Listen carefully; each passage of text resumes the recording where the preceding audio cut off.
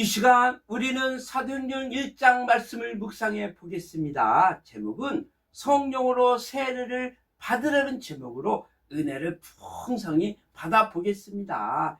예수님은 마지막 유언의 말씀으로 무슨 말씀을 해 주셨습니까? 너희는 예루살렘을 떠나지 말고 내게 들은 바 아버지의 약속한 것을 기다리라는 말씀을 주셨죠. 이 아버지의 약속이 무엇인지 5절에서 말씀해 주고 있습니다. 요한은 물로 세례를 베풀었지만 너희는 맨날이 못되어 성령으로 세례를 받으리라는 말씀이었습니다. 현재 제자들에게 꼭 필요한 것이 있다면 성령 세례였습니다. 제자들이 성령 세례를 폐지한 채 예수님의 약속을 폐지한 채 천국 사업에 뛰어든다면 천국 사업을 잘 감당할 수 있을지 장담할 수 없었습니다.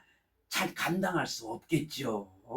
제자들이 성령 세례를 받고 나서 천국 사업을 해야만이 그들은 잘 감당할 수 있었고 성공할 수 있는 것입니다. 제자들이 천국 사업을 시작하는 것이 중요한 것이 아니고 성령 세례를 받고 난 다음에 천국 사업을 시작했어야 했습니다. 예수님께서 유언적으로 주신 말씀을 외면한 채 천국 사업을 한들 주님이 기뻐하시겠습니까? 아니죠. 먼저 그들이 성령 세례를 받고 천국 사업을 한다면 그것이 하나님을 기쁘게 하는 일인 것입니다. 그런즉 제자들은 최우선적으로 성령 세례를 받기 위해서 집중할 필요가 있었습니다. 예루살렘을 떠나지 말고 그들이 기도하면서 성령 세례를 받기 위한 그릇을 준비했어야 했습니다.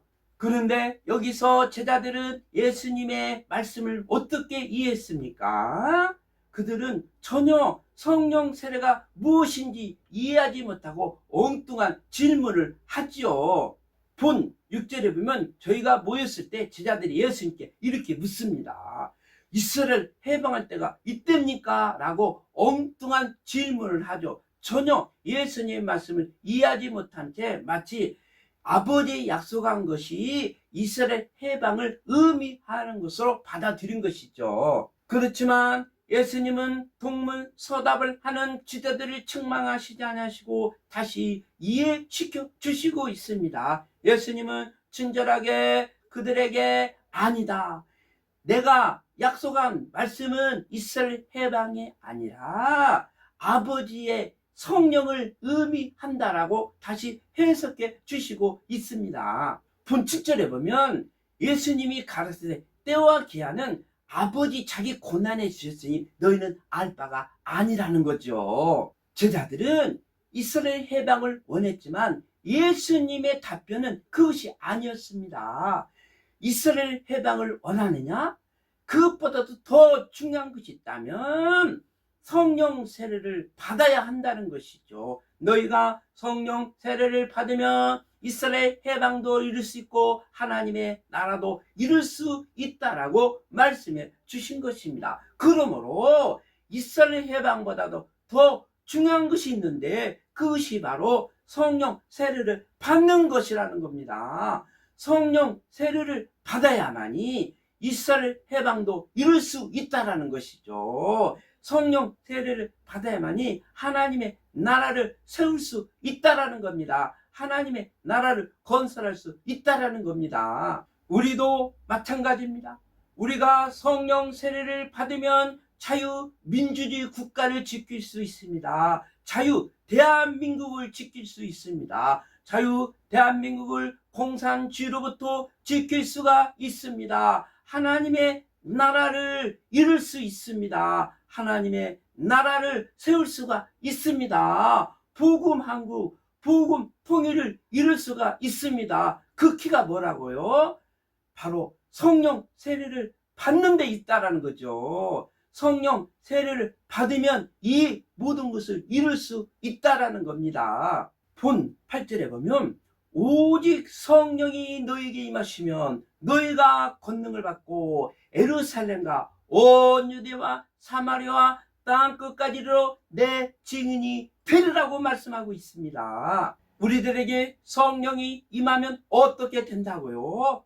권능을 받는다라는 겁니다. 우리가 권능을 받으면 예루살렘과 온 유대와 사마리아와 땅 끝까지로 예수의 복음을 전할 수 있다. 하나님의 나라를 전할 수가 있다라는 거죠. 예수님은 우리가 성령 세례를 받을 목적에 대해서 8절에서 알려주시고 있는 것입니다. 권능을 받고 싶습니까? 예루살렘과 온 유대와 사마리아 땅끝으로 복음을 전하고 싶습니까? 성령 세례를 받으시기 바랍니다. 성령 세례를 받아야 권능이 임하는 것입니다. 우리가 권능을 받아야 하나님의 일을 할 수 있죠. 복음 통일을 할 수 있죠. 자유민주주의를 지킬 수가 있습니다.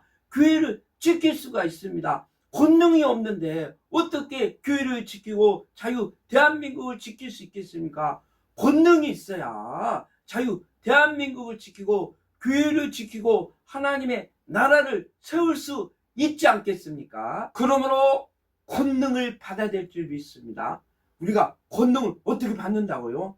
성령 세례를 받으면 권능을 받는다라는 거죠. 우리 모두 권능을 받읍시다. 성령 세례를 받읍시다. 할렐루야. 아멘.